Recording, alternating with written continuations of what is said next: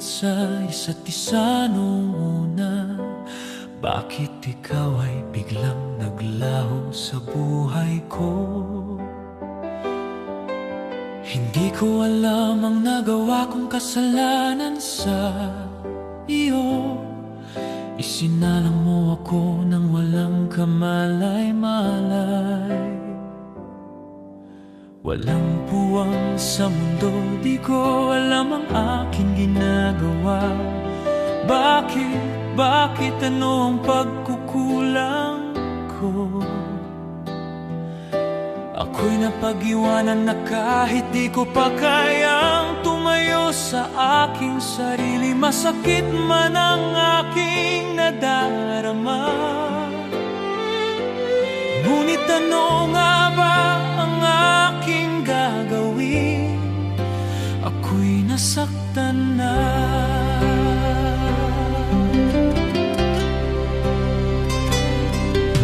Ikaw ay dumating sa buhay ko nang ako'y nag-uumpisa pa lamang. Masaya kong nakakasama kita, ngunit sa kamakailan lang bigla kang nanlamig sa buhay ko. Unti-unti kang lumisan sa buhay ko at di ko alam ang aking ginagawa. Masakit man para sa akin nang ika'y mawalay ka, pero pinilit ko pa rin bumangon sa aking sarili para makapagsimula ng aking panibagong buhay nang di kita nakikita. Kayo ay aking minahal, ngunit ang pagmamahal ko pala'y kapalit nito'y malalim na pasakit sa aking diwa at puso, sa kabuturan ng aking damdamin. Gusto kong malaman ninyo na ako'y masaya na sa aking buhay, ngunit sa pasakit ito'y unti-unting naglalaho. Dahil sa gabay niya sa puso ko, subalit na rin sa patnubay ng aking mga gabay sa buhay ko. Ang tamaan, huwag magalit, kahit gayon pa man ako'y di magtatanim ng hinanakit.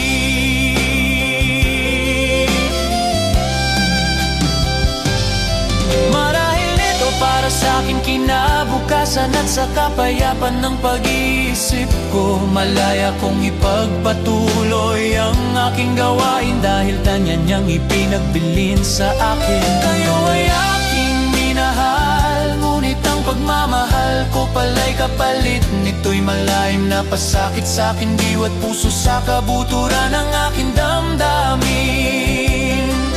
Gusto kong malaman ninyo na ako'y masaya na sa aking buhay, ngunit sa pasakit ito'y unti-unting naglalaho. Dahil sa gabay niya sa puso ko, subalit na rin sa patnubay ng aking mga gabay sa buhay ko. Kasi na rin sa patnubay ng aking mga gabay sa buhay ko.